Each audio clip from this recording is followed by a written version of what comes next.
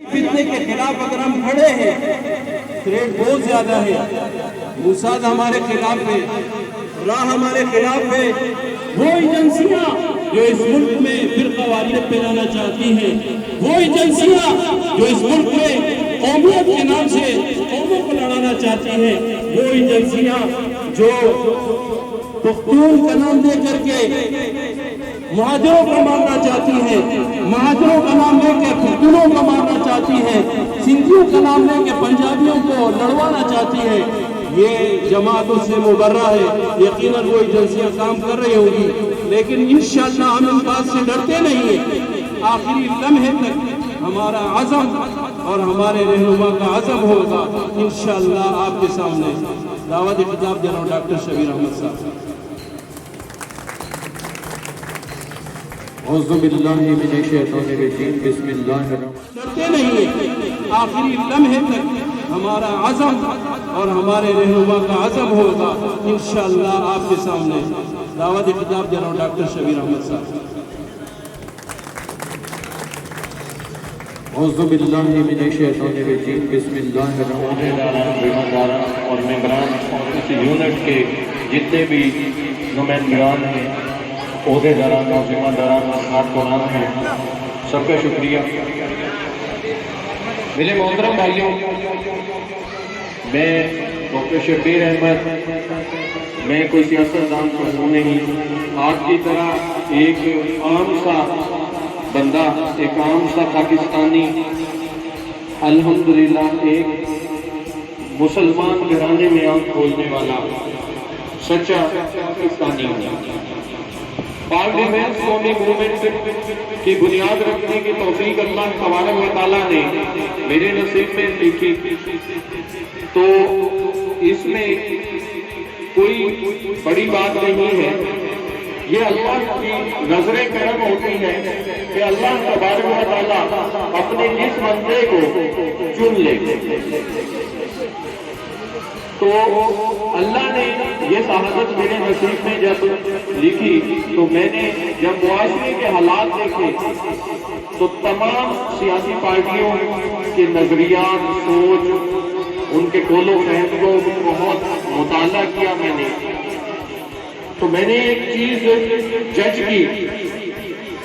ایک ڈاکٹر ہے تو ڈاکٹر بیسک جب اس کے فنکشن کیا کیا ہیں ان کے بارے میں وہ اسٹڈی کرتا ہے تب وہ ڈاکٹر بنتا ہے۔ تو اسی طرح جو اسپیشلسٹ ہیں، سرجنز ہیں، جو پوسٹ گریجویشن کرتے ہیں تو ان کو مزید اسٹڈی کرنا پڑتا ہے۔ تو انسان کو، بنی نوع انسان کو اللہ تبارک و تعالیٰ نے اپنا نائب بنایا۔ تو جب انسان یہ سوچے کہ میرا وجود، میری تخلیق اللہ تبارک و تعالیٰ نے کیوں اور کس مقصد کے لیے بنائی، تو اس کو بہت غور و فکر سے اس کو بہت ساری چیزیں سمجھ آتی ہیں۔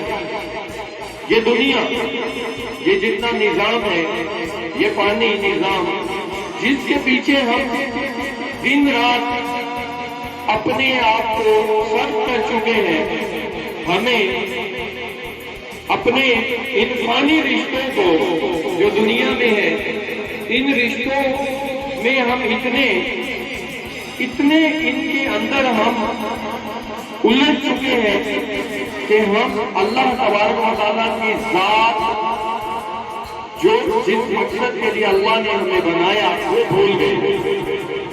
تو قرآن پاک کا میں نے الحمدللہ جب ترجمہ پڑھا، میں نے حدیث مبارکہ کو اسٹڈی کیا، تو تب مجھے پتہ چلا کہ میری تخلیق جو ہے وہ کس مقصد کے لیے ہوئی ہے۔ تو اللہ تبارک و تعالیٰ نے مجھے کس امت میں پیدا کیا، امت میں وہ جو عظیم امت ہے، اور میں کس نبی صلی اللہ علیہ وسلم کا پیروکار ہوں جو خاتم النبیین اور رحمت للعالمین ہے۔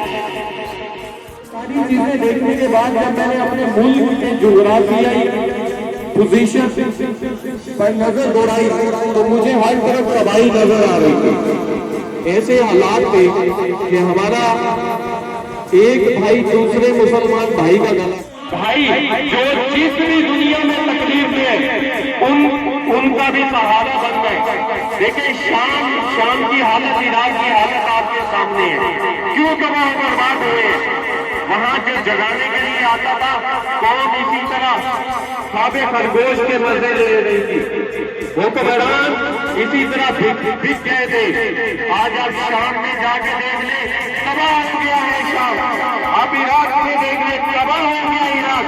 اب وہ ہمیں پاکستانیوں کو کرنے آ رہے ہیں. پاکستان کے اوپر آنچ آئی تو ہم برباد ہو جائیں گے. ہمیں پاکستان کے اداروں کے خلاف کیا جاتا ہے. سب سے اہم بات آج آپ کو میں کرنے جا رہا ہوں. پاکستان کے ادارے ہمارے گرد ان کا حصار ہے، لیکن وہ کچھ نہیں ہے.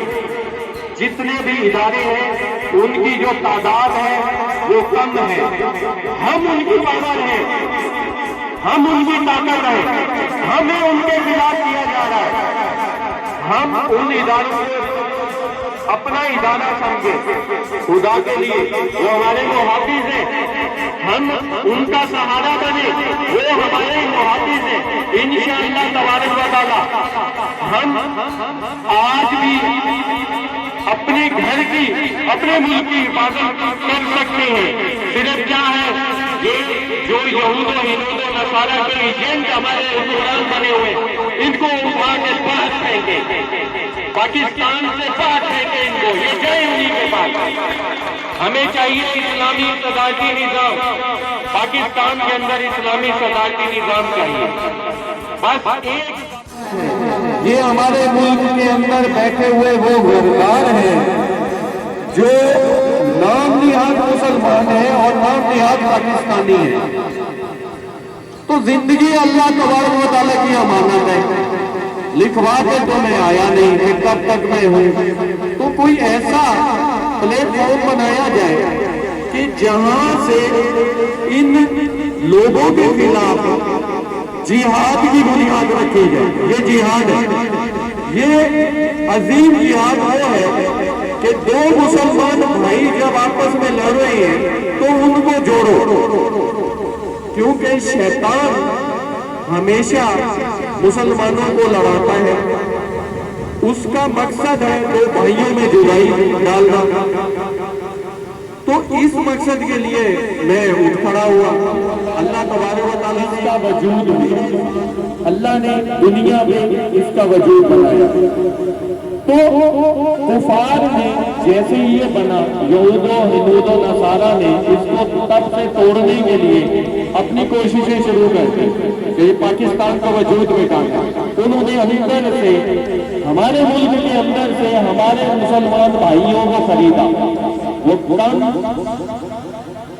عقیدہ، کمزور عقیدہ، اور ان لوگوں کو خریدنے کے بعد پیسوں سے انہوں نے ایسے لوگوں کو جو ہمارے کو حکمران بنا دیا کہ انہوں نے وہ نظام یہاں لا کے رکھ دیا جو دجالی نظام ہے. یہ جمہوریت جو ہے یہ اب کیا ہے؟ یہ جمہوریت ایک فتنہ ہے، یہ غیر مسلم لوگوں کا فتنہ ہے، یہ مسلمانوں کا.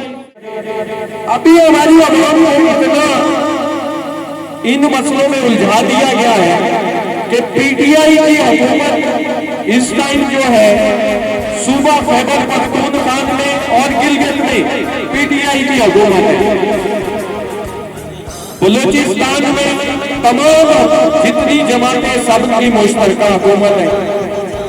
نور لیگ مرکز میں بھی ہے اور اس کے بعد پنجاب میں بھی حکمرانی کر رہی ہے. اسی طرح پیپلز پارٹی جو ہے وہ سندھ میں حکمرانی کر رہی ہے اپنے ساتھ اتحادی جماعتیں ملا کر.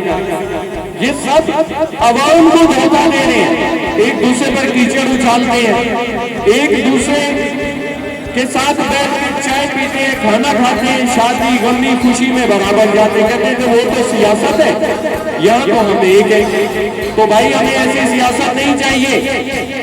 پی ٹی آئی کا ایک بھائی دوسرے مسلمان بھائی کو گلا دبا رہا ہوتا ہے، کہتا ہے کہ بھائی میرا قائد بہت اچھا ہے. جبکہ یہ انتشار اس لیے پھیلایا جا رہا ہے کہ ان کو فنڈنگ ہوتی ہے.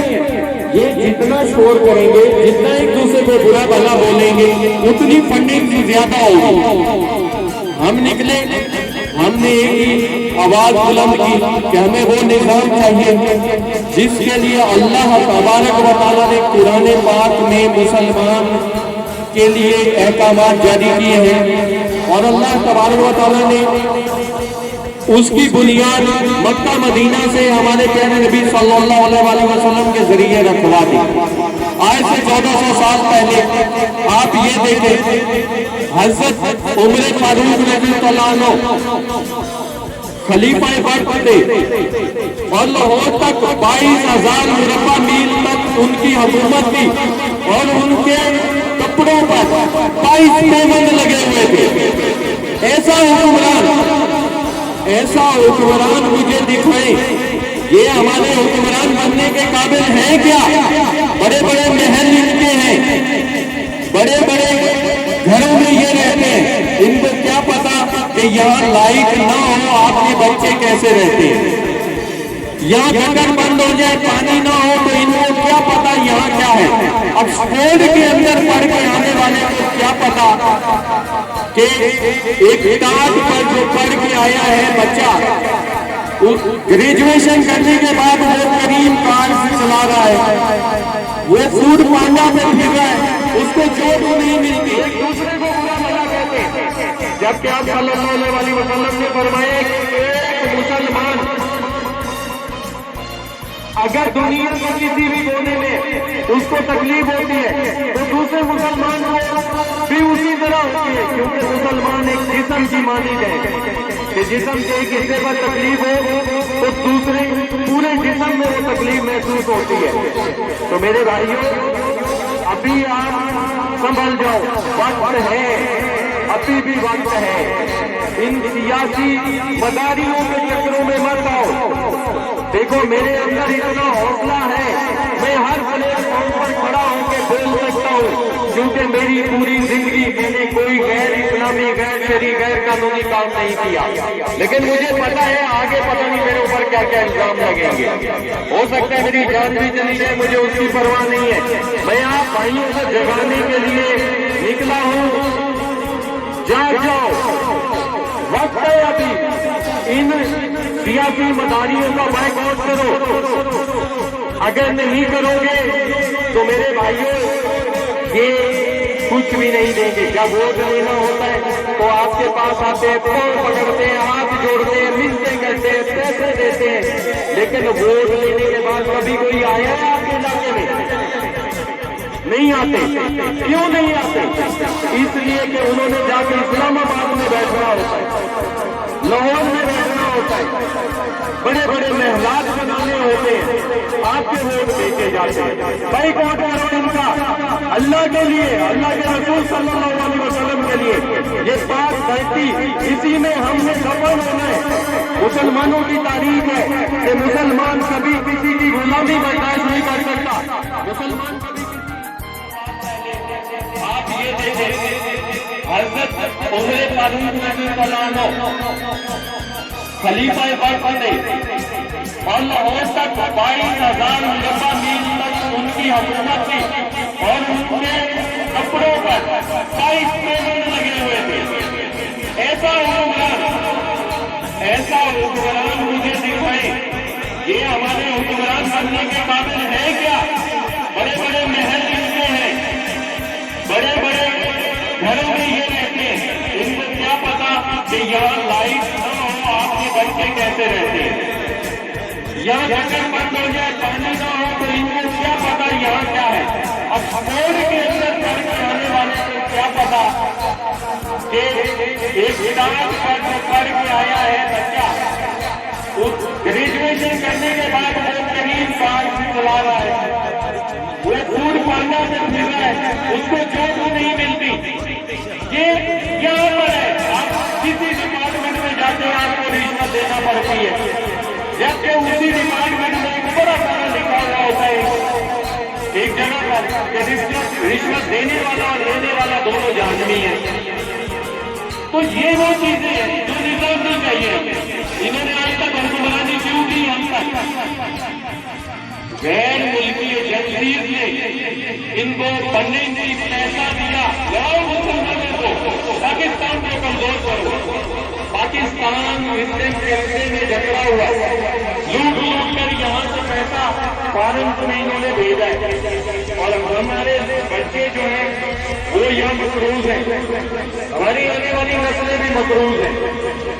اس کا ایک ہی حل ہے اور وہ ہے اسلامی صدارتی نظام. اسلامی صدارتی نظام واحد وہ نظام ہے. رمضان المبارک میں اس کا وجود اللہ نے دنیا میں اس کا وجود بنایا.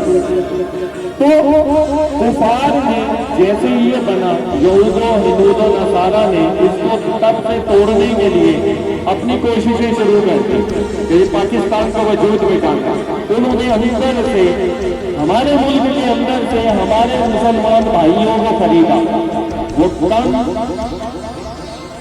عقیدہ, کمزور عقیدہ, اور ان لوگوں کو خریدنے کے بعد پیسوں سے انہوں نے ایسے لوگوں کو جو ہمارے کو حکمران بنا دیا کہ انہوں نے وہ نظام یہاں لا کے رکھ دیا جو دجالی نظام ہے.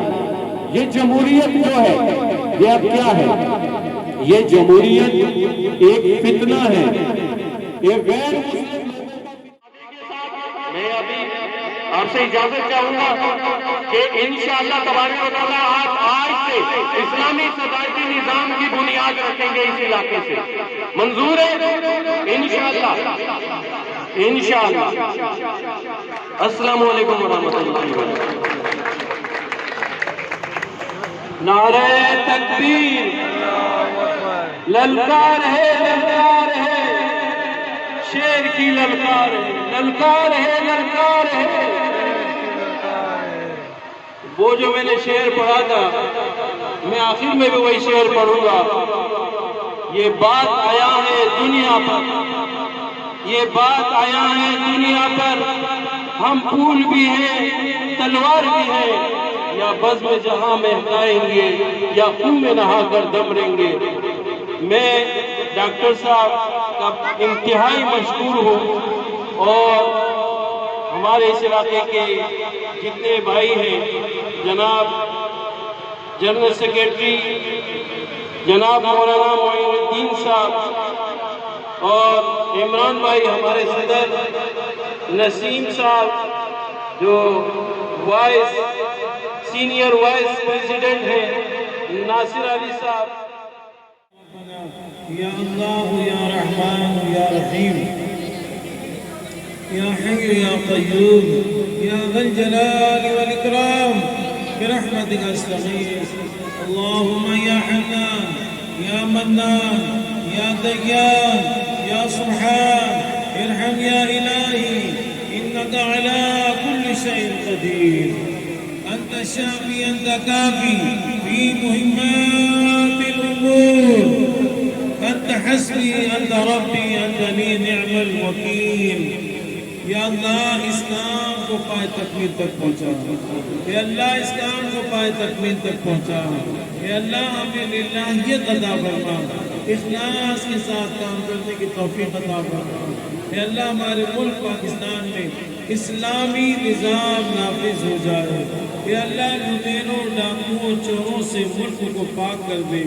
الہ العالمین ہمیں نمازوں کا پابند بنا دے, قرآن مجید پڑھنے, درود و سلام پڑھنے والا بنا دے. اے اللہ عز و جل, جب تک جیے صحت کے ساتھ نیکیاں کرتے, خیر خواہی کرتے, ایک دوسرے کے ساتھ تعاون اور محبت کرنا کے ساتھ جینا نصیب فرما. حسن اخلاق کا پیکر بنا, صبر و شکر کی دولت سے نواز دے. مولا کریم ہمیں اپنا خوف عطا فرما, اپنے محبوب کریم رؤوف الرحیم صلی اللہ علیہ وآلہ وسلم کی سچی محبت نصیب فرما. ان اللہ وملائکتہ یصلون علی النبی یا ایھا الذین آمنوا صلوا علیہ وسلموا تسلیما.